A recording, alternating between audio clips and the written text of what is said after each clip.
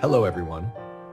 In this video, I will show you how to create this cute piggy bank vector in Adobe Illustrator, step by step. Before we jump into the tutorial, I would like to give a huge thank you to all of our viewers who support this channel through Patreon and YouTube memberships.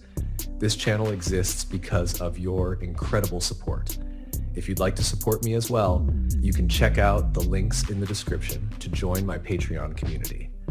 By becoming a member, you'll gain access to exclusive benefits like early access to tutorial videos, special projects, all the vector files used in my videos, and even exclusive premium vectors available only for Patreon members.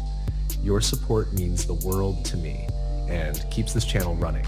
Don't miss out on these benefits. Join today and become part of our creative community.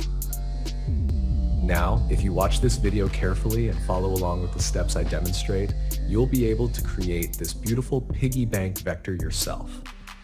Let me know in the comments which tutorials you'd like to see next.